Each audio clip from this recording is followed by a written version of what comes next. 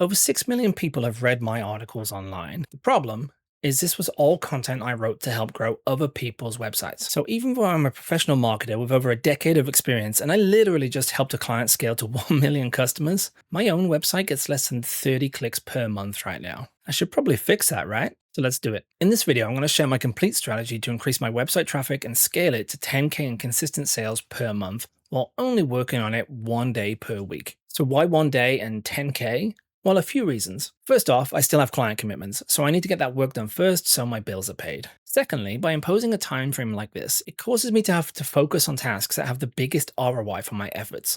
Rather than marketing on hundreds of channels or doing things that won't pay off, it'll force me to build systems to make it work and be happy with good enough. It'll also help you see that you can do this for yourself as well. And as for the revenue numbers, we'll come back to in a second why it's a vital part of our tracking system.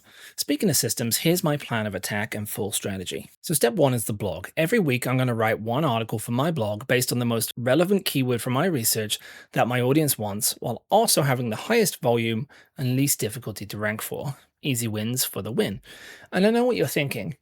But Dan, isn't AI search killing organic traffic? Why bother writing content? Well, it is and it isn't. If you do this properly, it's fairly easy to rank in AI search, and the steps in this system will actually make that happen. However, the issue isn't really that traffic has dropped off as such, it's the fact that it's hard to accurately measure traffic anymore due to all of the ad blockers stopping the tools from seeing who's visiting. This means that around 40 to 60% of the traffic you're actually getting, you're just not seeing in your analytics. This is why the goal for this is to scale to $10,000 a month and focus on outputs, i.e. did we do the tasks I'm about to share, as well as key metrics that we can measure. So in my case, what was the email list growth? How many new emails did we get?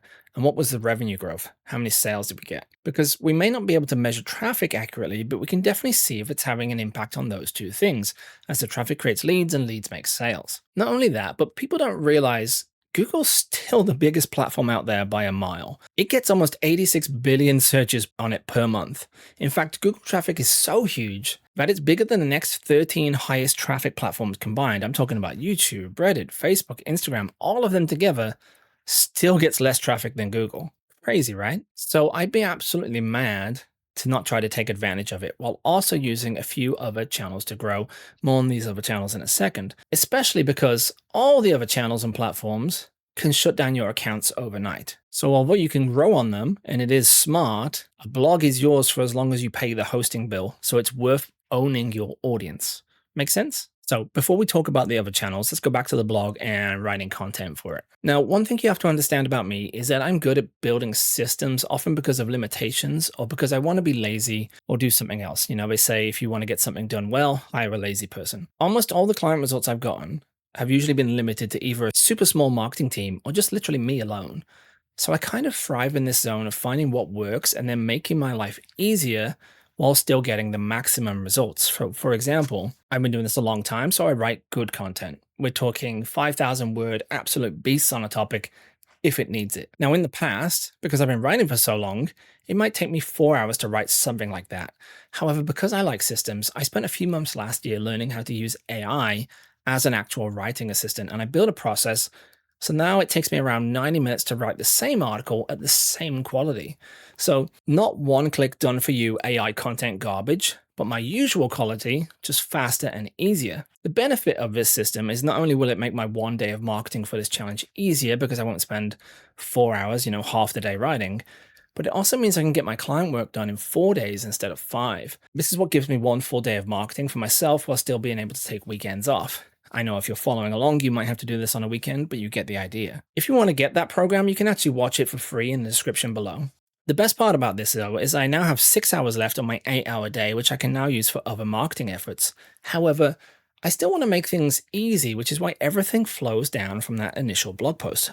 So step 2 is to create long-form YouTube videos. Rather than trying to create something completely new, I simply make a video version of the same article that I just wrote.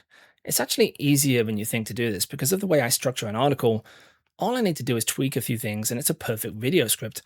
Also, thanks to my editing process while writing, it kind of tightens up videos. Better still, I can take all the images and resources that I use in the article and then use them as B-roll in the video, exactly like you've seen me do so far. Handy, right? I also add in some basic edits where I have either my head overlaid in the corner, like or a 50-50 split with my head on one side and text on the other, or just a simple text overlay while I'm talking. So why use these? Well, the key here with these edits is just to be good enough that it looks professional, but not so heavily edited that I have to spend 3 days on it or hire someone. Sure, I could definitely get more views if I did that, but for my type of work, okay video and good audio with topical expertise is enough. The goal isn't to get a huge broad audience and become a celebrity. We just want to appeal to the right people and not turn them off because it looks like I shot it on an iPhone in a cupboard. Make sense? Now, you might be thinking, if I want to grow the blog, then why am I making videos and not writing just more articles? Well, there's 4 reasons. First off, YouTube is the second largest search engine, so it's super easy to get traffic and leads from here and drive people to my website. This is because it's got a very high domain rank, so you can rank for videos on keywords almost immediately, which might take weeks to happen on your blog. It's also a discovery layer. What I mean by that is you can get in front of people with topics that they might never think to search for on their own. So you could target a keyword that only gets 300 searches, but get it in front of 10,000 people who's actually interested in the topic. They just didn't know it yet. Finally, I can reuse lead magnets that I use on the blog alongside the videos so that I can capture emails on there also. This can work insanely well because my offers are designed to be the next logical thing that they want after they finish reading or watching, so they opt in like crazy. For example, I've got a brand new video that's got low traffic, but it's converting at around 70% of people who click across to the lead magnet. So not bad, right? So by now, I've got a second traffic generation channel without having to produce a whole different topic, and it's also driving leads. However, the good news is, even with recording and edit the video and writing the article, I still got a couple of hours spare, which is why I added in 2 more discovery channels that are absolutely bonkers right now. I'm talking about YouTube Shorts and Instagram Reels. So step 3, YouTube Shorts. So here's the deal. Both of those platforms want more content. More content means more time on platform for their users. So they've been trying to lower the bar on how easy it is to produce videos for them, allowing people to create short 30-second to 3-minute clips. Not only does this make it easier, but they're also promoting those videos on their platforms like crazy, which means that a single 30-second clip might see 1,000 views or more in an hour, even on really small channels. For some brands, this is more views than they get in a month, so you'd be mad to ignore these, which is why I've added them in. However, I didn't want to make my life too difficult, so rather than come up with all new topics, I pull things from the long form video instead. This way I can create a short that's valuable and talks about a key thing from the longer video, which then makes the person watching want to click across to watch the full video. This helps me get more eyeballs on the longer videos, which have a much better chance of building trust with the audience. Simple, right? To make things even easier again, I wrote an AI prompt that does a lot of this for me. I give it the original script, it scans it, highlights 3 to 6 ideas, and then helps write the basic outline of a 30-second short for each of those ideas. I'll still edit and refine the prompt to sound more like me, but it helps me come up with ideas easier and write these faster than starting with a blank page. All I do then is record these shorts at the same time as I'm recording the long form video. I'm literally about to record one after this. Once I've got all of those, I post 1 short per day on the days that I don't release a long form video. So for example, I might release a long form video on a Monday, then all the shorts are scheduled to go out on Tuesday to Saturday, linking to different videos on my channel, not just 6 promoting the same thing. Simple, right? But I can also leverage this even further. So step 4 is Instagram. I can do the exact same thing on Instagram, basically releasing the same YouTube short, but as an Instagram Reel. Reels is just the name that Instagram gives to videos. The only thing I change is the call to action so that it just fits the platform better. I also use a tool called ManyChat to help automate replies to people so I can help build my follower list on the channel or deliver lead magnets. It's super handy and it gives me a way to convert the Instagram audience and also drive them across to the YouTube channel. It also sets me up for being able to automate when we unlock trial reels feature, which is something I'm really excited for. So what are trial reels? This is a feature that's only available when you've got 1,000 followers on your account, and it is kind of ridiculously broken if you want to get traffic and build your audience. Basically, it allows you to publish a reel that doesn't get posted to your page. So you can test it out with a brand new audience and see what works. We don't really care about that part too much, the testing and things. What we really care about is the fact that it only gets shown to people who don't know you yet. So why does this matter? Because marketers soon realized that if you had a reel that already did well on your channel with your current audience, it converts people into followers, and you could upload a slight variation of it to the trial reels and get it in front of more people and get 3 discovery traffic, all without alienating your current audience by showing them the same thing too many times. What's really crazy is it doesn't even need to be a big edit. You can literally adjust the color tint so that the metadata is different and it will be classified as a different video. This means they could then upload 20 different versions of it and get around 3,000 new channel followers every single day completely for free. Crazy, right? Especially because a percentage of those fans will undoubtedly join your email list and then buy from you. There's even tools that do this for you, so you can simply upload the reels that work and then let it run and do its thing, helping you grow all while not bombarding your audience with the same stuff. Smart, right? And there you have it. That's the entire strategy. 4 channels all done in a single day with very little effort. Like I said, it's really easy. However, before we end the video though, let's get into the metrics of where I'm at now, so that in future videos I'll release each month, we can see what worked and what didn't. So let's look at the current metrics. Spoiler alert, but some of the metrics are awful while others are kind of already a little bit crazy. So let's start with the most embarrassing number first, which is the blog performance in July. So currently my blog is at around 7,500 impressions a month and a god-awful 21 clicks. So I told you this was going to be uncomfortable for me as a professional who's been doing this for a decade. If you don't know what the dashboard and that data means, impressions are how many times my blog showed up in search results for specific terms when people searched. However, because it doesn't rank high enough for those terms, people are not able to see it fully or click on it. So 0.3% of 7,000 is around 21 clicks. Make sense? What I need to do is actually move my rankings up while also producing more content. It did used to have a lot more traffic and have a higher domain rank, but I've not been posting on there for years, and those traffic and links that I had have kind of dropped off a little bit as posts that used to link to me have been updated. Now, this should pick up slowly as we go, the organic traffic to the blog, and I may even get to the point where we're doing 2 posts a week, but I'll see. I don't want to get into 2 days of marketing if possible just yet, simply because I want you to see what's possible just the one focused day using this system, because I know that your time is limited also. I want you to see what's possible. I should point out that I'm already seeing organic growth on the blog because of this, but I'll hold off on showing those results until next month's update so we get everything together. So the YouTube channel performance in July. Prior to recording this video, I had around 7,000 views on the channel in total over its entire time being live and about 290 subscribers. I've been making content on my YouTube channel for about a year, but I also spent about 4 months not recording or releasing anything. So not great results, but it's still better than the blog. I do think part of the issue is just a lack of data for YouTube to understand my audience, so it doesn't know who to show my content to. I get recommendations all the time for like the weirdest stuff, and I know for a fact that the people watching that would not be interested in my stuff. My theory is that a more consistent posting schedule will actually help improve this as it starts to understand the audience. I will say that adding in the shorts each day has impacted the long form views already, so let's get into that and look at the shorts performance in July. So to be clear, I've only started adding in shorts as a discovery layer for a week now. However, here's the results after just 8 days. Total channel views have gone from 72 the week before to 5,343 that week. That's a 7,321% increase. Subscriber rate has increased by 200%, and long form video views have increased by 65%. So not bad, right? What's even crazier is if I compare the past 8 days performance to the 90 days before that. So 3 months. As you can see, 1 video and 7 shorts got me more traffic than 3 months combined.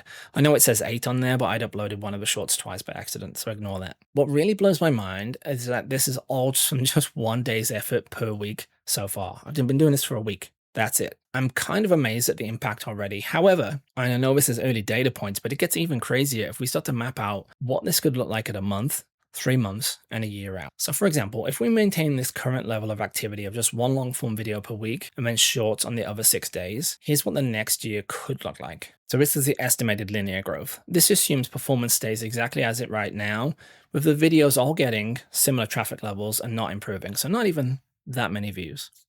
At 30 days, I'd be about 19,000 views. 90 days, almost 60,000, and in a year, 240,000 views. Not bad, kind of meh, but the thing is, this is being conservative because YouTube doesn't actually grow like this. What happens is that content results compound on top of each other as new videos bring in new audiences who then watch older videos and so on, causing those older videos to also be shown to more new people. Not only that, but your subscribers grow every month, so causing the impact on new videos to be even larger than before. That's why YouTube growth is more compounding than linear. So let's take a look at that. If we estimate a conservative 15% month over month growth in my daily average, we'd be looking at 30 days, 21,000 views. So not much at first. 90 days, we're now up to 75,000, and at 12 months, we're up to 450,000 views. Even then, though, I think this is underestimating because in the time that I was recording this video, I got 4 new subscribers. That might not seem like much, but consider the fact that we only had 2 new subscribers in the 90 days before this. I'm super excited to see how this works out, but let's have a look at the performance of the next discovery channel, which is Instagram. So for some context, I didn't want to spam my family and friends with business content, so I started up a brand new Instagram account for my business. This means that, we had 0 followers. We don't have the trial reels option until 1,000 subs, so it's still very early days on there. Keeping a consistent posting frequency is key on Instagram, and there's no real downside to posting on there more often. So as well as posting the video reels, I've also been testing some image options of the same hooks to see if they pay off or perform better. So some days I'll post 2 or 3 times. That being said, in 7 days, we're at just under 7,000 views on the Instagram account. So everything's been hitting 7,000, which is crazy. 123 subscribers so far, averaging around 16 new per day. Most videos get around 200 views, which is to be expected starting at 0 subs while it figures out who my audience is. I've had 1 click across from the channel link to a product, 25 clicks across from a video promoting the same product, and around 60 clicks across to the YouTube channel, which again, isn't bad for us reposting the same shorts just with a new call to action that I was already posting on YouTube. For videos and things, it's just an extra 5-minute task. So for a new channel that can get me more traffic, but not really take much more of my time, I'll absolutely take it. I may try boosting some paid posts for a short period just to unlock that trial reel feature and get to 1,000 subscribers, but we'll see. Let's talk about the last important metric, so money and list growth. So sales performance. Right now, I've got a couple of low ticket offers on my website. I've got a course that teaches how I get insane opt-in rates for myself and clients. This one works so well that I get leads even with just 30 visitors a month on the blog. I have another course on how to get into podcasts as a guest. Fun fact, but these send insane bursts of traffic and sales. When I first launched my blog, I did this for about 3 months and I ended up getting about 100K of client work. Ironically, that's why I've been so busy, because I've just been doing client work after that all kicked off. However, I've not done any promotions on any of those products this month. So we've had 0 revenue from digital products in July, but we'll check back in on this as we go. Email list growth in July. My email list performance is actually pretty great, mainly because I send tips and things of what's working every now and again, even when I didn't have articles to share. I actually realized that some people have been getting advice from me like this for over 6 years, which is probably why my open rate is around 43% and my click-through rate is around 5.5%, which is about double the industry standard for a marketing email list. As for actual list growth, my list size is at 2,088 people, and I added 6 new leads in July. So not a huge amount by any means, but I'm pretty sure we're going to do a lot better in August when we do the new metrics. So what's next? Well, that's the entire process so far with the strategy as well as the current results. It may seem complex, but the whole thing is quite simple thanks to the system in place. I write the article, then I record the video version using the article as the script, and I edit the video and upload. I also record 12 shorts, 6 but with 2 different endings, so a call to action match either YouTube or Instagram, and it's all done in 1 day. And then I post the long form and schedule out the shorts and reels to go. So really simple. Article, video, shorts, post, done. I'm going to keep at this for the next 30 days and see how it goes, and then report back with a brand new video. So if you want to see what happens in the rest of this experiment and maybe learn how to do this for yourself, make sure to subscribe to the channel so you don't miss a thing. Spoiler alert, but the numbers are already all seriously up just in the time that I've been recording this. So I don't want to share it until we hit the 30 days and can fully compare, but I'm really excited to give the next video done. If I can do this and get these kind of results in 1 day per week, then you can too. So make sure you don't miss out on the future videos, as well as a bunch of free content that I've got coming out every week.